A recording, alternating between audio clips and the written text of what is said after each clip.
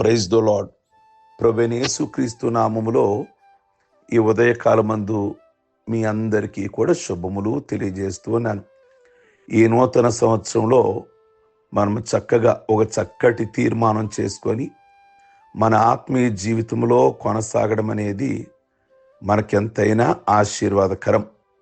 కనుక తీర్మానాలు మన భవిష్యత్తు మీద ఆధారపడి ఉంటాయి. మనం చేసుకునే తీర్మానాలు ఎప్పుడూ కూడా కొందరు తీర్మానాలు చేసుకుంటారు, కొందరేమో గొప్ప తీర్మానాలు చేసుకుంటారు, మరొకళ్ళేమో ఏ తీర్మానాలు చేసుకోరు అసలు జీవితంలో. వృద్ధులైపోయాక తీర్మానాలు చేసుకోవాలి అనుకుంటారు కొందరు, కానీ అప్పుడు ఏ ఉపయోగం కూడా లేదు. దేవుడు మీకు మంచి ఆరోగ్యం ఇచ్చినప్పుడు, మంచి ఆయుష్ ఇచ్చినప్పుడు దేవుని సన్నిధిలో ఒక చక్కటి తీర్మానం చేసుకోవటం చాలా బాగుంటుంది. భక్తుడైన దావీదు 132వ కీర్తనలో 5వ వచనంలో ఒక తీర్మానం చేసుకున్నాడు. ఏమిటి ఆ తీర్మానం అంటే, నేను యాకోబు దేవునికి ఒక నివాస స్థలము కట్టే వరకు నేను గుడారములో ప్రవేశించను, నేను పరుండే మంచం మీదకెక్కను, నా కన్నులకు నిద్ర రానివ్వను. ప్రియమైన దేవుని బిడ్డలారా, దావీదు తీర్మానాలన్నీ బైబిల్ గ్రంథంలో ఉన్నాయి, కీర్తనలో మనం చూస్తాం. కానీ ఈ తీర్మానము అన్ని తీర్మానముల కంటే కూడా చాలా గొప్పది. అంటే నేను పరుండే మంచం కూడా ఎక్కను, ఒక రాజు అయి ఉండి, ఒక స్థాయిలో ఉండి దేవునికి నేను మందిరం కట్టే వరకు. ఎంత గొప్ప తీర్మానం అండి. సహజంగా రాజులు రాగానే వాళ్ళు ఇళ్ళు కట్టుకోవడానికి, వాళ్ళ గురించి వాళ్ళు ఆలోచించుకోవడానికి ప్రయత్నం చేస్తారు. కానీ దావీదు అంటాడు కదా, దేవుని మందిరాన్ని నేను చూడాలి. ఆయన మందసము ప్రజెంట్ గుడారములో ఉంది, ఇప్పుడు అది కట్టబడిన ఆ మందిరంలోకి వెళ్ళాలి. అప్పటి వరకు నాకు సరిగ్గా నిద్ర రాదు, నేను మంచం కూడా నేను ఎక్కను. మీరు ఎప్పుడైనా దేవుని కొరకు చెయ్యాలి అన్న తీర్మానం చేసుకున్నారా?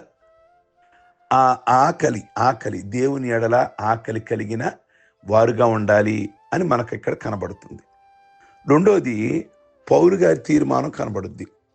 1 కొరింథీయుల పత్రిక 2వ అధ్యాయము 2వ వచనములో, సిలువ వేయబడిన యేసుక్రీస్తు తప్ప మరి దేనిని మీ మధ్య నేను ఎరగక ఉందునని నిశ్చయించుకుంటుని, క్రీస్తును మాత్రమే ఎరిగిన సువార్తికుడు అపోస్తలుడైన పౌలు.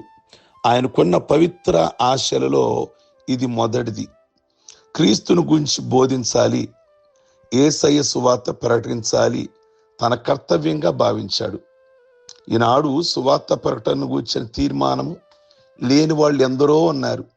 దేవుని సువార్త ప్రకటించాలి, మన ఇంటి ప్రక్కన నశించిపోతున్నారే వాళ్ళకి ఏ విధంగానైనా యేసయ్య మాటలు చెప్పాలి, నెలకు ఒక్కరినైనా దేవుని సన్నిధిగా నడిపించాలి, లేదా వారి కోసం ప్రార్థన చెయ్యాలి అనే అవగాహన లేని వాళ్ళు చాలా మంది ఉంటున్నారు. ప్రియ దేవుని బిడ్డలారా, అందుకే పౌలు అంటాడు, నేను సువార్త ప్రకటించకపోతే శ్రమ అని అంటాడు. కనుక ఈ ఉదయకాలమందు పౌలు తీర్మానాలు 3 రకాలుగా ఉంటాయి. నేను రుణస్థుడను అంటాడు, నేను సువార్త ప్రకటించడానికి సిద్ధముగా ఉన్నాను, నేను సిగ్గుపడువాడను కాను, దేవుని మాటలు చెప్పడానికి నేను రుణపడి ఉన్నాను, దేవుని మాటలు చెప్పడానికి నేను సిగ్గుపడువాడను కాను, దేవుని మాటలు చెప్పడానికి నేను సిద్ధంగా ఉన్నాను. అది ఒక పౌలు గారి యొక్క తీర్మానం. మూడోది, లూకా సువార్త 23:42 వచనంలో అక్కడ మనకు ఒక యేసుక్రీస్తు ప్రక్కనున్న ఒక కుడివైపున దొంగ కనబడుతున్నాడు. యేసు, నీవు రాజ్యములోనికి వచ్చినప్పుడు నన్ను జ్ఞాపకం చేసుకొనుము అన్నాడు. ఈ దొంగ యేసయ్యను రక్షకుడిగా అంగీకరించాడు. యేసయ్యకు రాజ్యం ఉందని, ఆయన మరణించిన పునరుద్ధానుడై లేస్తాడని నమ్మాడు. సిలువపైన దొంగ తీర్మానములన్నిటిలో గొప్ప తీర్మానం యేసును స్వరక్షకుడుగా అంగీకరించుట.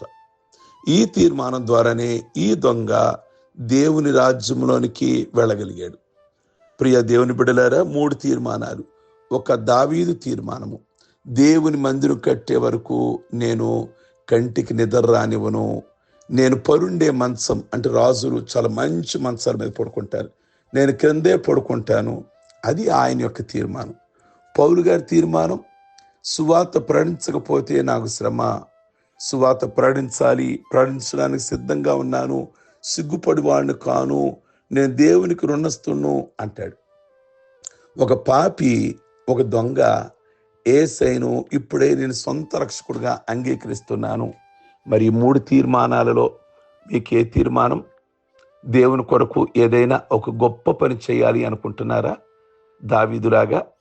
లేదు, పౌలు గారిలాగా అనేకుడికి దేవుని మాటలు చెప్పి మందిరానికి నడిపించాలి అని అనుకుంటున్నారా? ఇంకెవరైనా యేసయ్యను అంగీకరించని వాళ్ళు ఈ మాటలు వింటూ ఉంటే, మరి ఆ దొంగ వలె ఇప్పుడే మీ పాపాన్ని విడిచిపెట్టి యేసుక్రీస్తుని సొంత రక్షకుడిగా అంగీకరించాలి, నేను ప్రార్థనకు వెళ్ళాలి, అలవాటులన్నీ మానాలి అని ఏమైనా తీర్మానం చేసుకుంటున్నారా? ఓ మంచి తీర్మానం చేసుకోమని ఈ ఉదయకాలమందు ప్రభు బోధిస్తూ ఉన్నారు. ప్రార్థించుకుందాం. సర్వశక్తి కలిగిన తండ్రి, మీకు స్తోత్రం. ఈ ఉదయకాలమందు చక్కటి తీర్మానము మీ బిడ్డలు చేసుకోవడానికి, మీ సన్నిధిలో అనుదినము ప్రార్థన చేయడానికి, లేక అనుదినము బైబిల్ గ్రంథం చదవడానికి తీర్మానం చేసుకోవడానికి, మీ పరిచర్యలో మంచి పరిచర్య పాలిభాగస్తులుగా ఉండడానికి, ప్రభువా సహకారులుగా మందిరంలో ఉండడానికి వారు తీర్మానం చేసుకుంటున్నారేమో. అనేకుల్ని ఆదివారం మీ సన్నిధిగా నడిపించాలి అని కొంతమంది తీర్మానం చేసుకుంటున్నారు. ప్రభువా వారిని బహుగా దీవించి ఆస్వాదించి మంచి తీర్మానం కలిగిన వారిగా వారిని ముందుకు నడిపించండి. అలాగే వారి కుటుంబాలలో ఉన్న ప్రతి విధమైన అవసరత నుండి మీరు విడిపించి చక్కటి బిడ్డలను ప్రభువు వారికి దయచేసి కుటుంబాలలో వివాహాలు జరగడానికి కృప దయచేయండి. అందరికీ ఆరోగ్యం ఇవ్వండి. పెళ్లి రోజులు, పుట్టినరోజులు, రక్షణ పొందిన రోజులు చేసుకుంటున్న బిడ్డలందరినీ కూడా దీవించి ఆస్వాదించి ప్రతి విధమైన దీవెన ఆశీర్వాదాలతో నింపమని యేసు పరిశుద్ధ నామములో అడుగుచున్నాం తండ్రి. ఆమేన్. గాడ్ బ్లెస్ యూ మీ అందరికీ.